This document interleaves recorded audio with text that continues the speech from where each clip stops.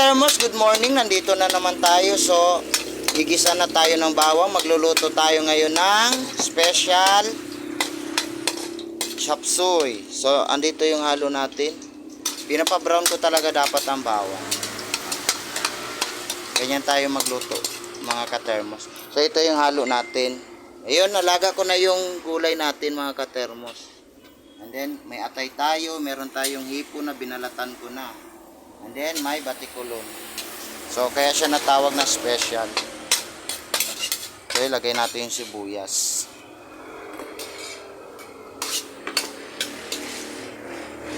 Yun.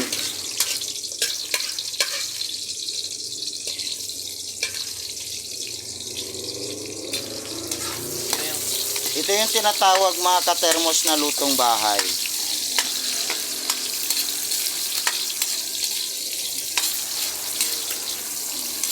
Tapos ilagay natin yung ating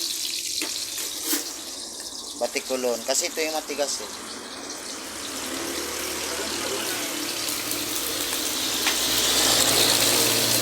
Gasa natin.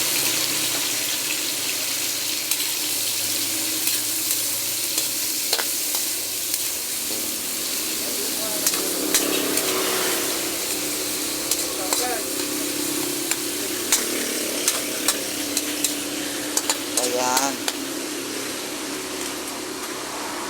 Paglagay ng ating kuan, maglalagay tayo ng paminta. Ayan guys. Kahit maliit lang na paminta, okay na siya.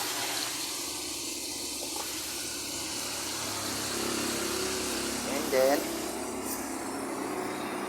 meron tayong oyster sauce. Actually, isa lang itong gagamitin natin dito. And then,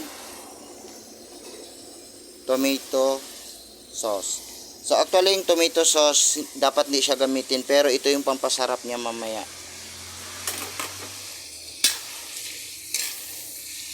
Ayan. Guys, halo lang natin siya ng halo.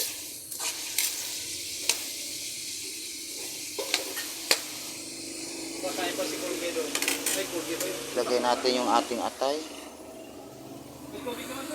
Ayan.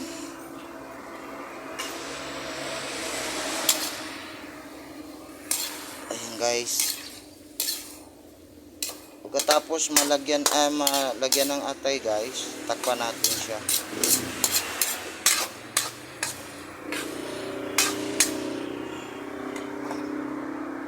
Ayan.